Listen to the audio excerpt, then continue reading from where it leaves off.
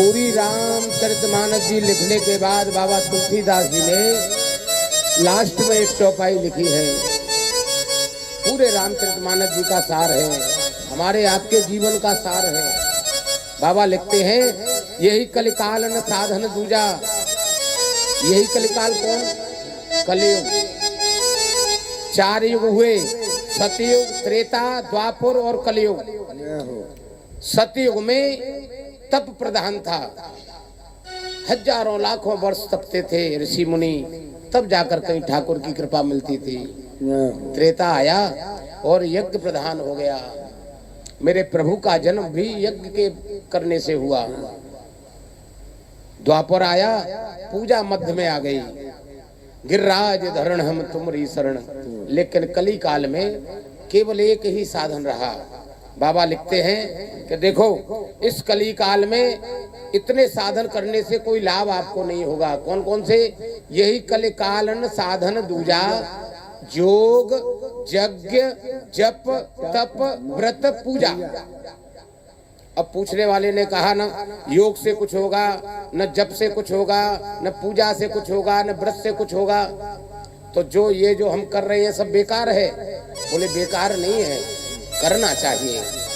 कारण बताया उन्होंने, इस कली काल में इस किसी भी कर्म कांड को पूरी निष्ठा, शुद्धता, नियमावली के साथ हम कर नहीं सकते, इसलिए इसका लाभ नहीं है। तो सरकार उपाय बताइए।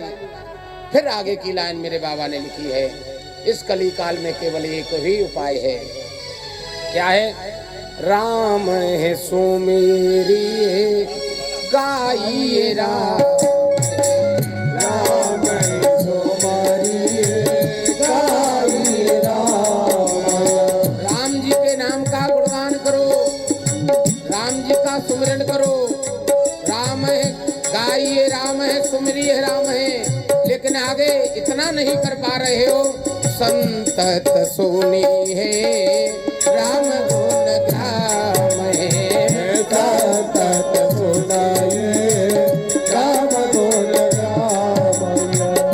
आप प्रभु के नाम को गा नहीं पा रहे हैं, सुमिरन नहीं कर पा रहे हैं, तो कहीं भी प्रभु के नाम का सुमिरन हो रहा हो, कीर्तन हो रहा हो, श्री सुंदर कांड का पाठ हो रहा हो, तो भैया वहां जाइए, अपने कानों से सुनिए।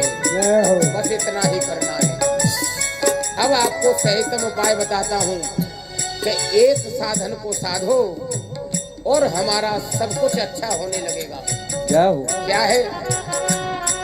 जीवन के मध्य में जो कर्म करने की गति है ना हमारी, उसको ठीक करो। कर्म करो पर ध्यान रहे, पथ छूटे ना। कर्म करो पर ध्यान रहे, पथ छूटे ना। इतनी देवो हवा गुबारा फूटे ना, इतनी देवो हवा गुबारा फूटे ना। कर्म करो पर ध्यान रहे, पथ छूटे ना। कर्म करो पर ध्यान रहे, पथ छूटे ना। इतनी देवो हवा गुबारा फूटे ना, इतनी देवो हवा गुबारा फूटे ना।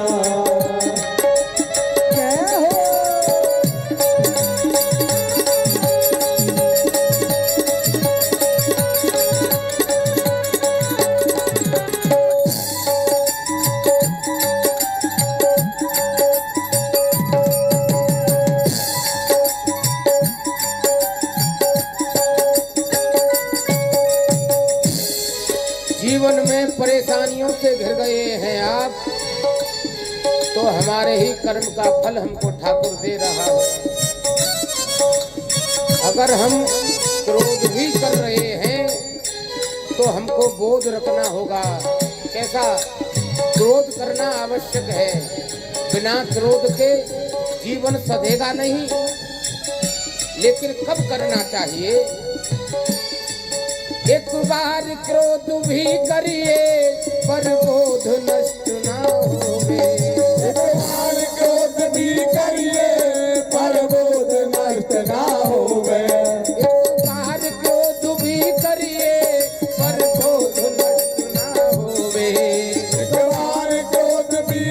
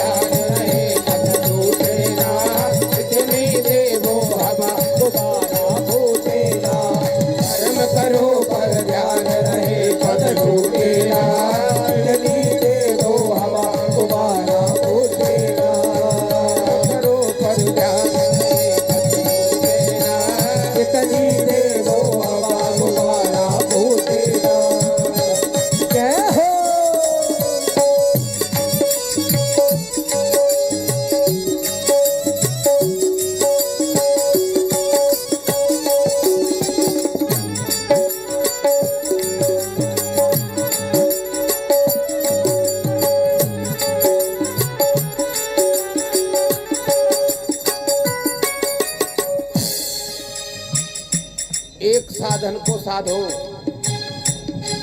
घर में प्रतिदिन का नियम रहता है माता बहनों का, सुबह और शाम झाड़ू लगाई जाती है।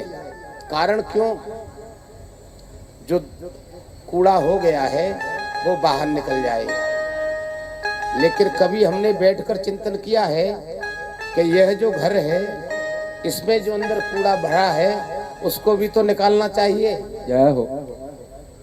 अरे हमने आंगन नहीं बुहारा, सच्चे मन से नहीं पुकारा, कैसे आएंगे भगवान